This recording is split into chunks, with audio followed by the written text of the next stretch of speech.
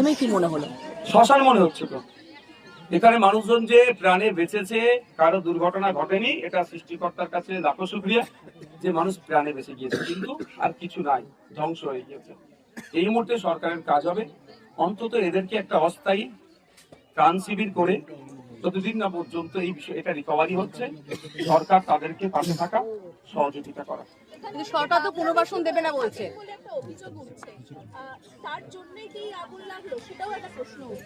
হ্যাঁ, প্রশ্নটা valid question এখানে উঠেছে।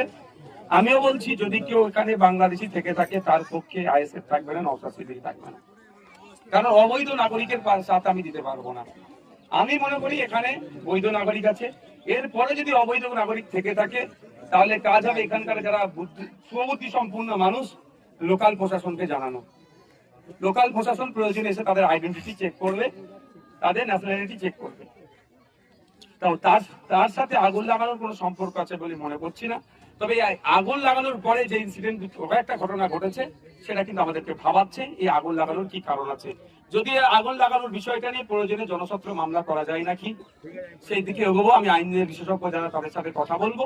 তবে আমাকে দুটো বিষয় খুব ভাবিয়েছে। একটা হচ্ছে অদূরই ফায়ার স্টেশন আছে, কিন্তু প্রায় 1 ঘন্টা পরে ফায়ার ব্রিগেডের গাড়ি এসেছে।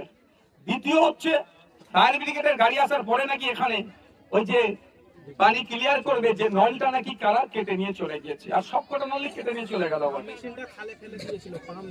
পাম্প মেশিনটা নাকি খালে ফেলে দিয়েছিল আর নলগুলো কেটে নিয়ে চলে গেছে। তাহলে ভয়ঙ্কর অভিযোগ, এটা তদন্ত সাপেক্ষ, তদন্ত হওয়া দরকার এর পেছনে রহস্যটা কি। আপনি যেটা বলছেন বারংবার উনি অভিযোগ করছেন যে পরপর 3 বার অগ্নিকাণ্ডের ঘটনা, সেখানে কোনো 3 বার অগ্নিকাণ্ড অন্তর্ঘাত।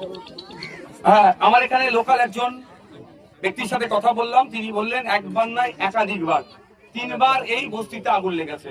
এটা একটা নাটকের ব্যাপার না, এটা জোক নয়, এটা একটা অত্যন্ত গভীর রহস্য থাকতে পারে।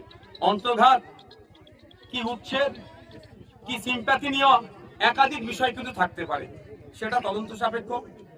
তবে যেটাই হোক না কেন, যদি ইচ্ছাকৃত ভাবে এই আগুন কেউ লাগিয়ে থাকে সে কিন্তু ছাড় পাবে না। সে সিম্প্যাথি নেওয়ার জন্য হোক, আর অন্তর্ঘাতের কারণে হোক বা উচ্ছেদের কারণে হোক, আমি 3টে বিষয়ই বলছি। Thank you.